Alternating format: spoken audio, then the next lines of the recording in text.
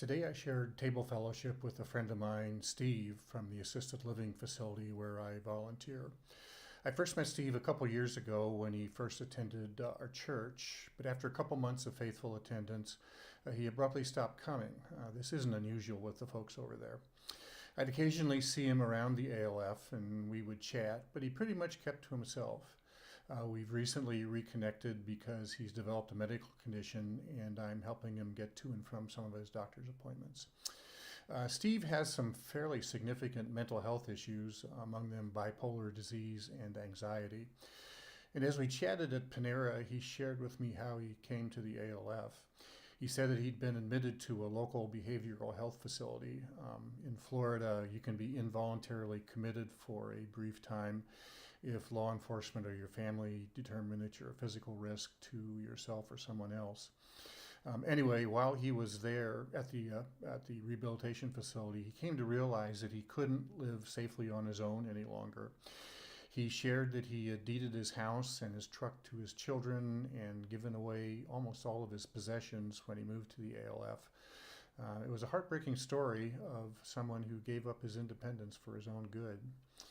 Steve went on to say that his life at the ALF is difficult.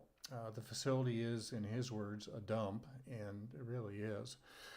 I sure wouldn't want to live there. Many of the other residents are a challenge to live with, as they have many of the same mental health issues that Steve has.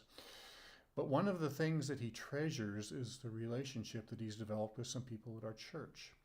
Some of the women offer a free hair salon for the residents there.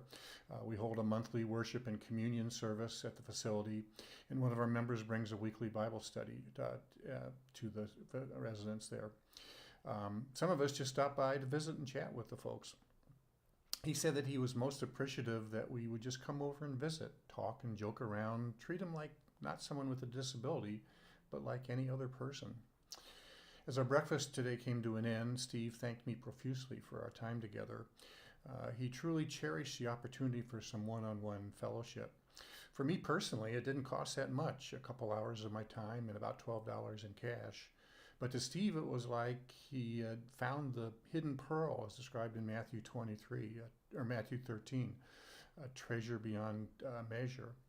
I formed relationships with some other residents at the ALF, but this visit helped me see that God is at work even in the simplest acts of hospitality. It reinforced that what I'm doing there, even just sitting and chatting, is important, something that I plan to continue in the future.